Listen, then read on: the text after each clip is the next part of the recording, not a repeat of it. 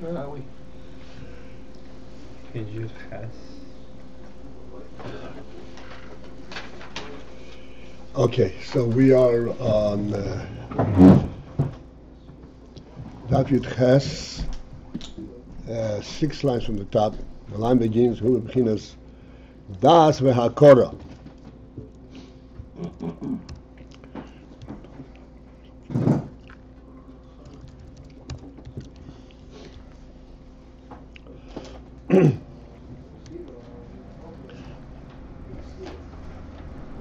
This, the B'chinas Das v'Hakora, is altogether an extremely important principle to understand and to recognize,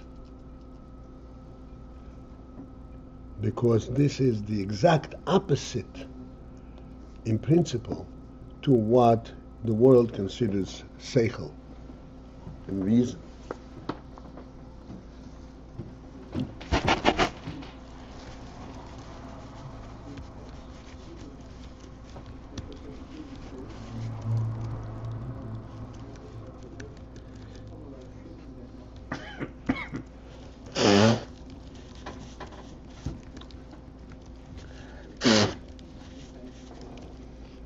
And we speak about it all the time, but since we have this opportunity, I'm going to make the point that we should recognize the seichel in the world is considered that which compels you from outside to recognize it. Like if you walk and you hit a table, that is seichel. This compels you that there is a table. And the same thing, things that you figure out logically, it is not that you recognize the significance and the truth of that which you figured out. The seichel element is the fact that it's compelling, that you cannot whittle out of it. It's proven. It's proven. And we insist that you should understand. A dog also knows when you hit it, it hurts. That's not seichel.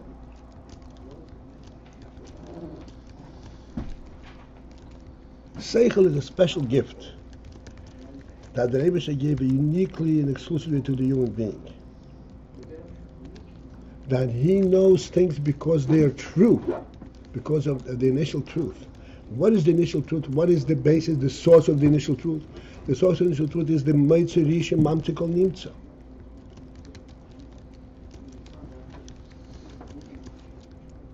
That's a seichel.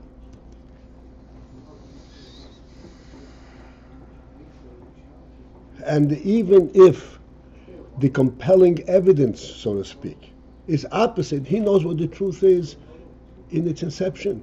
And that's the truth he lives with. That's the truth he follows.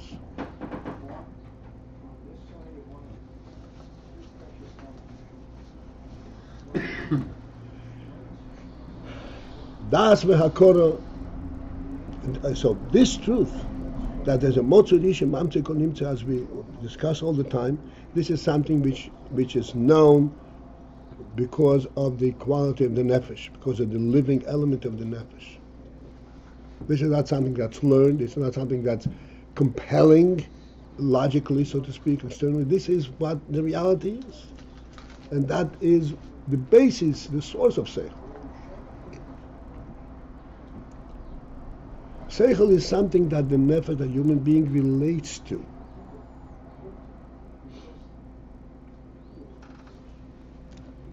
And therefore, if he says this is right, it is right because it is right, not because I have proof that it is right. A dayan, this is what the Rebbe is saying over here. A dayan, when he has to judge a case, he has to delve into the details of the case and understand on the basis of principles of the Torah that he learned from various sources, from the Torah, and Torah Shebiksav, Torah Shebi'al-Peh, what he learned from his Rebbe, what he heard his experience. On the basis, he delves into it and focuses in where the truth is. But ultimately, that's the sichli part. This is not the das v'hakol. This is the sichli part. This is the process of seichel. But ultimately, that has to lead him to nekudas ha'emes, where he personally, mitzad his nefesh, mitzad the truth as he knows it, relates to this is true. And that's the basis upon which he bases his psak din.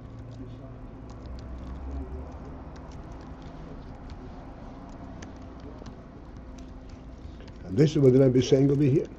That ultimately, when it comes to this opinion, this is b'bechinas das v'hakora loy b'bechinas sichli levad, not just sichli. It is not just compelling proofs. That's sichli. It is the essence of seichel, the das v'hakora, and therefore, this is him. This is the basis of his own seichel.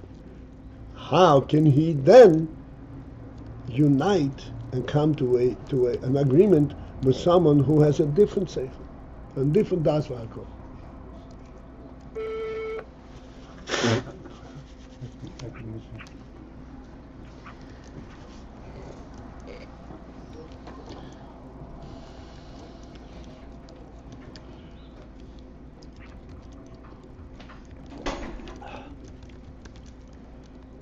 Okay, so let's continue further.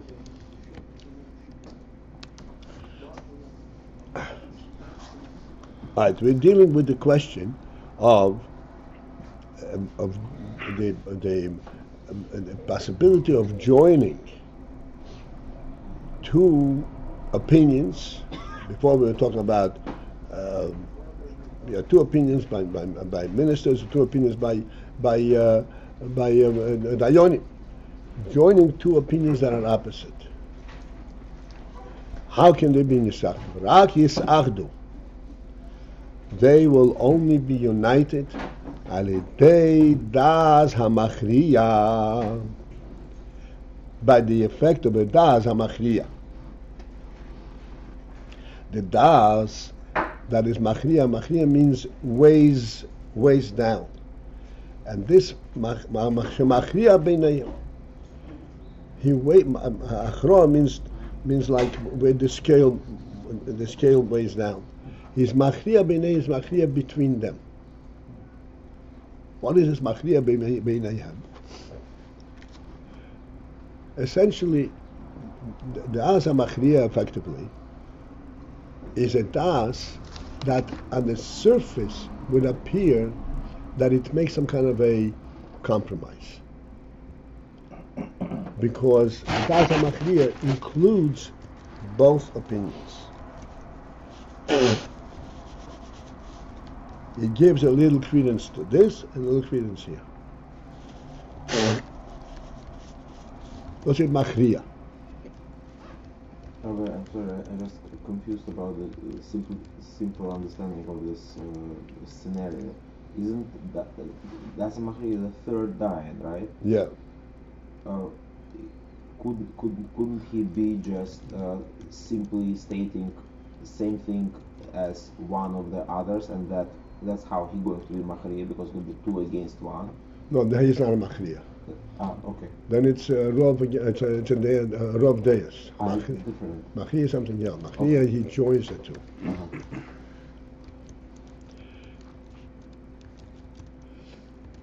And his machriya beinayim. So as I said, on the surface, the das machriya appears to be be a compromise. A little bit you write, a little bit you write. Give a little bit and take a little bit. V'yodua, however, it is known that das hamachriya he das shlishi. That das hamachriya actually is a third opinion. Eich shemachriya, whichever way he is machriya. Im, either shehachrohi shaloi kishneihem, that the achrohi is like neither of the other two opinions. Or as the opinion of one of them. Either way, whichever way is machriya, we have to remember the principle mikomo came in all cases harei da shlishi. This is a third opinion. Shelozeh shnei maskimim, to which both of them agree. V'hainu, which means to say, she'eino rag b'derech his gabrus levad, that this third opinion is not presented merely b'derech his gabrus, in a manner of overpowering, she'mizgaber al hadaz ha'fochi, that he overpowers the opposite opinion. Like what you said, the majority is an overpowering element, or he overpowers because he brings some kind of a proof and so forth that becomes compelling. This is not the Indian from Das HaMachriya.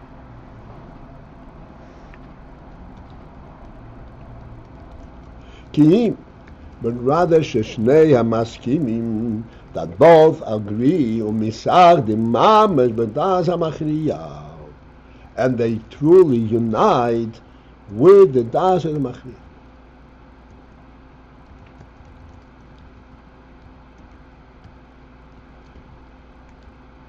So we will go through the whole description of das hamachriya, and then we'll focus in and try to truly understand what this is about. L'cha'oira, it would appear questionably. How does it happen? Being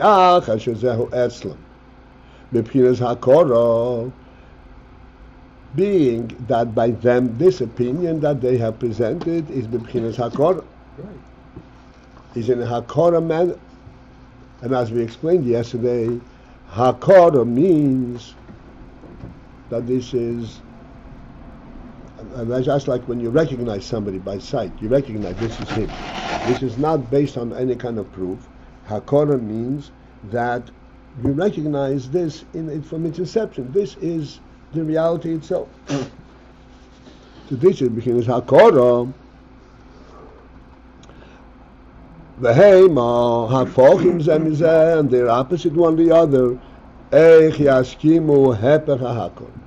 How can they then agree to something which is the opposite of hakor?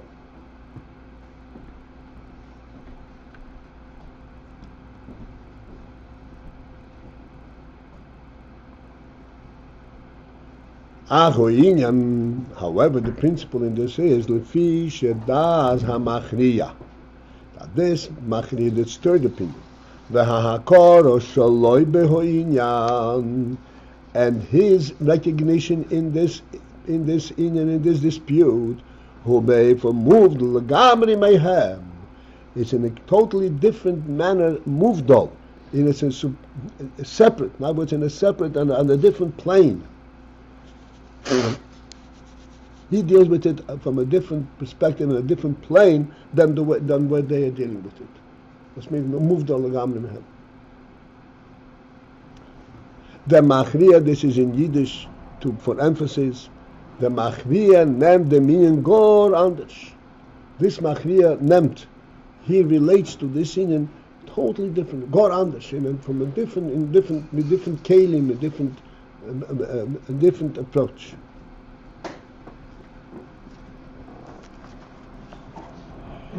Behu, and what is this God anders?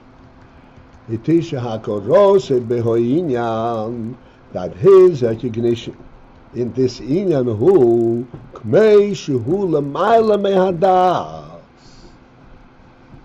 He recognizes this inyan at a level. He sees this inyan in hakora, in das, but he recognizes the inyan the way it is l'mayla mehadas, the way it is above das.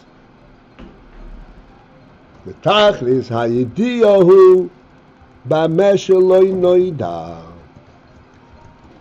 Because the tachlis hayidiyah, as we know, the tachlis idea, the ultimate of idea is b'mesheloi noida.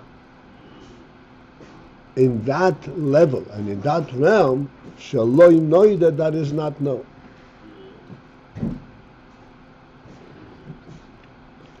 The lagabe hakoro zu, we're relative in the face of this hakoro. Mizbatlim lagamri, they are totally lost. Their seichel and their hakoro is totally lost. So misardim b'deo achas mamash, and they unite truly. B'deo achas, they agree that this is the only way to see it. Okay, now.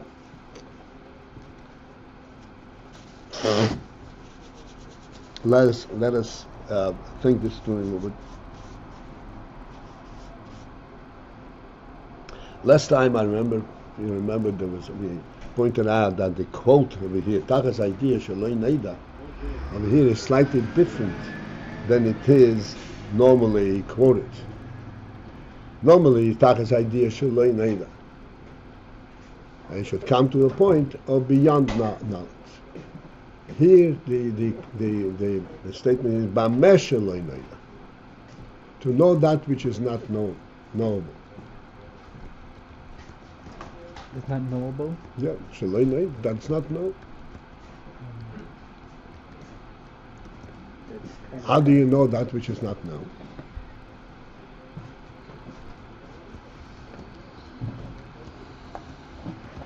Shmuel. To ask a question is very easy. You have to focus in and think into it. If you want, I'm giving you direction, I'm telling you. This is not enough to recognize that a question is a question. You have to focus in and try to understand the answer. Mm-hmm. What is this about?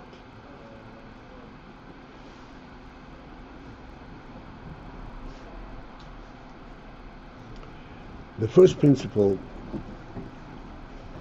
since this is not the first time we're learning this evening, we had an Eter, a whole Arichas, and this is also the second time we're dealing with it. Perhaps we'll broaden out a little bit our perspective here.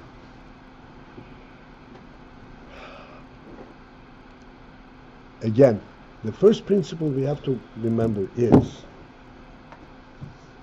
that seichel, that truth, as seichel perceives it, is not based on seichel. Truth is based on an absolute truth, on motzerish and mamzekolins.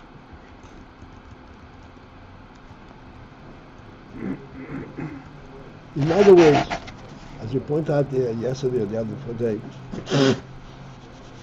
where does that truth begin? After the world was creation? No, before the world was created. Truth does not begin at the time when the world was created. Okay, so what do you have? How do things work?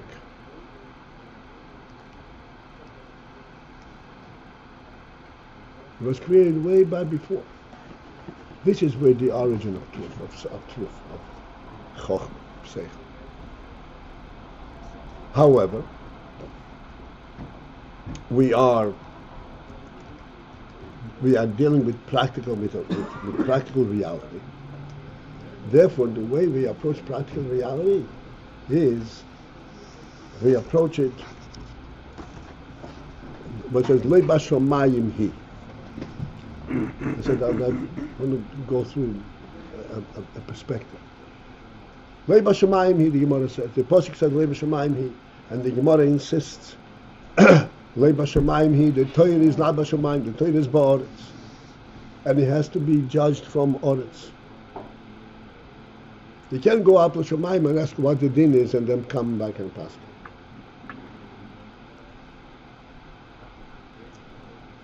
So how do we relate these two statements? Tachas idea sheloi neida, ibamesh sheloi neida, was not known, which means before the world was created. Like the Rambam says, motzuri shemamtze kol nimtzu. That's before everything is here.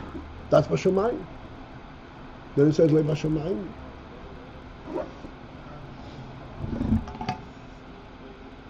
And you have to deal with things on the way they work out in Oretz.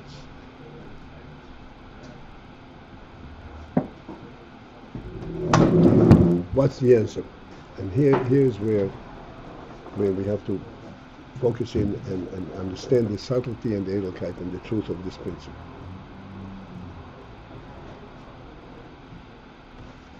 Lei Bashomayim, he means that you cannot dissociate from Oretz and go to Shomayim and decide what the answer is. But if you climb up a ladder that is standing on the ground, and you climb up the ladder to Shomayim, then you can pass in the way it is Bashomayim.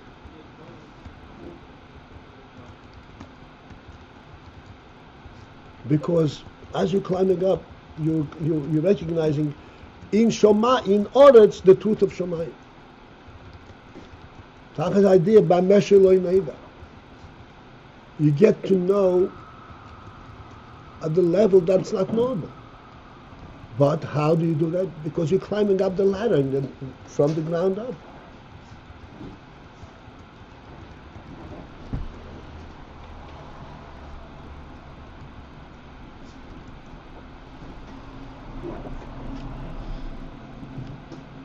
Remember the story with Maharash climbing up the ladder? The ladder has to be grounded. It cannot be off in the air. But it grounded doesn't mean that it's associated to Shomayim. No, it comes from there. Ultimately, you can recognize Shomayim in the Oretz if you refine your perspective of the Oretz. If you climb up the ladder. If you come to recognize that this Oretz, this very tangible Oretz, is really a godly presence, and you see it from a seichel perspective, this is really a godly presence, then you can pass it the way it is a Shemayim.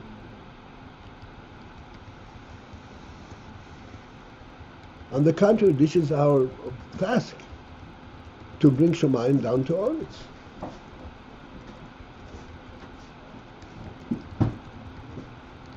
The Pasuk says, Min ha-shomayim dibarti imochem. I spoke to you from the Shomayim. What's the point to say that? Because it is the Shomayim that's being brought down to the Oretz. You're not being isolated and dissociated from the Shomayim.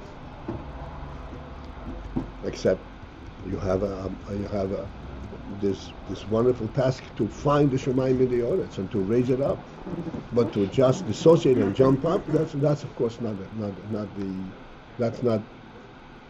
the way you pass. That's not the way you conduct life in the Oretz.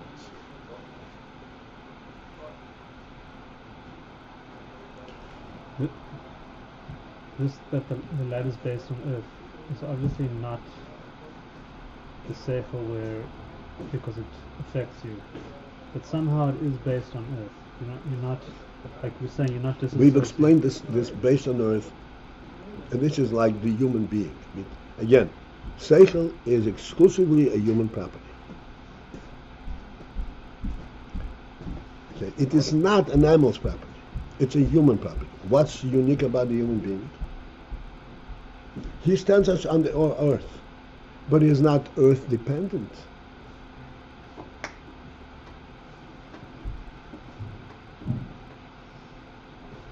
He's not earth dependent. So He's not grounded. He's standing here. But where did he reach up to? He reaches up to Shemayim. What gives a human being the ability to live on this earth? It is his vision of the Shemayim. Otherwise he'd go crazy.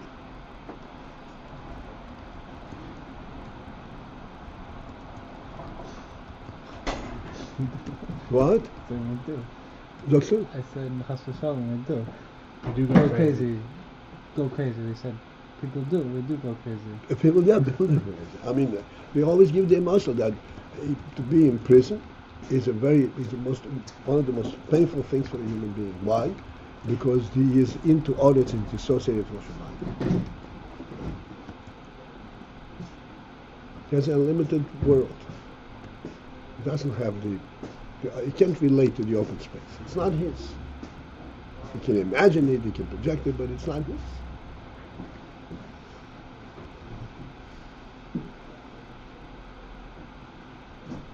This is what it means the ladder is underground. This is the story with the Marash. He climbed up the same ladder, but he wasn't dependent on it. He connected the top with the bottom.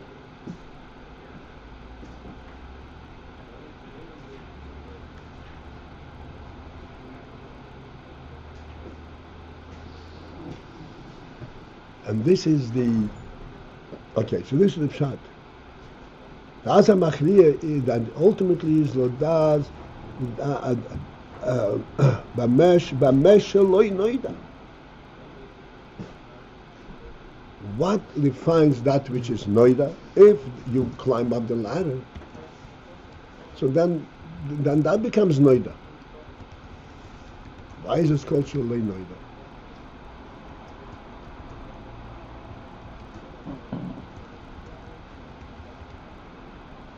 There is that which qualifies as Noida and that which is in a different realm.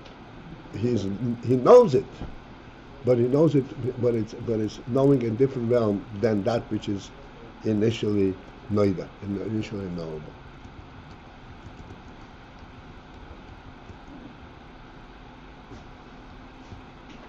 Okay. There's no way we can get into it without overstepping the davening time. So therefore we'll take a break till tomorrow morning, Mitzvah Shem. Saying that it does become known just from the perspective that it was before it sort of became known, it wasn't known? We'll get to it tomorrow. Yeah.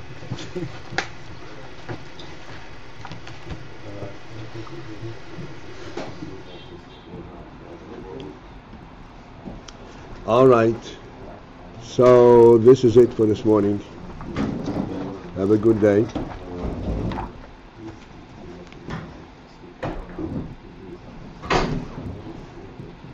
Rabbi? Yeah. There's a famous story about a scientist named Kekulé. What? There's a story about a famous scientist named Hans Kekulé who was trying to understand the structure of a certain molecule. And he was thinking and analyzing and experimenting for weeks, and he couldn't crack it. And finally one night he went to sleep and he dreamed a vision of the atoms chasing each other, and one atom would grab the tail of the other atom, and they would all form these chains. And then he says, that's how it is. And that way he dreamed the structure. Is this kind of connected on a lahavdil, you see, zeh kind of way, what you're talking about, the analyzing something through seichel, and then realizing a truth which cannot be What's so beyond practical truth this discovery? Because it was something that he was not able to figure it out He did not have analytically. precedent. He did not have a precedent for it. But once it's still a perfectly logical situation.